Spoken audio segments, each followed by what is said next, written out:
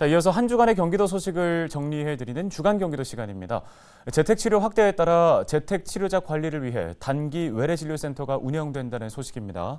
또 고수익을 미끼로 수십억 원을 가로챈 무등록 가상화폐 다단계 판매업자가 경기도 특별사법경찰단에 적발되기도 했습니다. 김호 기자가 정리했습니다. 코로나19 확진자 재택치료 확대에 따라 경기도가 조기 정착을 위한 단기 외래진료센터를 운영합니다. 단기 외래진료센터는 경기도 의료원 등 9개 병원에서 운영되며 재택치료자를 대상으로 흉부 X선 검사와 혈액 검사를 실시하고 진료 후에 병원 치료가 필요한 경우 입원을 돕게 됩니다. 도는 재택치료자를 위해 관련 의료기관과 협력해 재택치료 키트를 배송하고 건강 모니터링을 실시하고 있습니다. 또 응급 상황 발생 시 신속한 대응을 위해 응급 이송 체계도 구축해 운영 중입니다. 더불어 재택치료가 어려운 확진자가 늘어날 것에 대비해 중증 1,019개 병상 등 1,171개 병상을 추가 확보할 예정입니다. 가상화폐 등 고수익을 미끼로 유사 다단계 조직을 운영한 방문 판매 업체들이 경기도 수사에 적발됐습니다.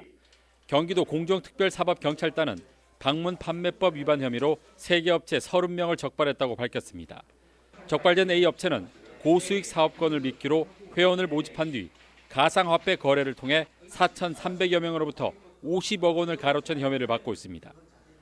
또 학습지 판매사인 B 업체는 다단계 판매업 등록도 하지 않은 채 2만 8천 명 규모의 다단계 판매 조직을 운영해 2,155억 원의 매출을 올린 혐의를 받고 있습니다. 미등록 다단계 판매 조직을 개설하거나 운영하면 최고 7년 이하의 징역이나 2억 원 이하의 벌금이 부과됩니다.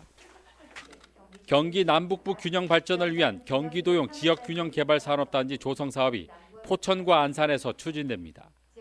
포천과 안산은 최근 경기도청에서 경기도용 지역균형개발산업단지 2차 조성 사업을 위한 업무 협약을 체결했습니다. 지역균형개발산업단지는 개발 수요가 풍부한 산업단지의 개발 이익을 상대적으로 열악한 산업단지에 투자하는 사업입니다. 이번 협약으로 안산시 단원구 62만 제곱미터를 수익산업단지로 개발하고 포천시 소읍 38만 제곱미터를 손실산업단지로 추진합니다. 오는 2030년부터 산업단지가 가동되면 안산산업단지에서 얻은 개발이익을 포천시에 투자해 경기 남북부 균형 발전을 이끄는 거점 역할을 할 것으로 기대됩니다. 경기도 공공배달앱인 배달특급이 출시 1년 만에 누적 거래 900억 원을 돌파했습니다.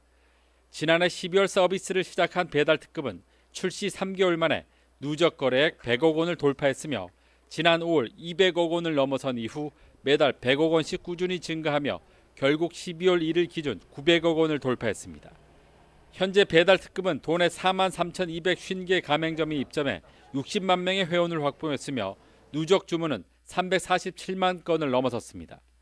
서비스 지역도 지난해 3개 지역에서 현재는 성남을 제외한 경기도 내 30개 지역으로 확대됐습니다.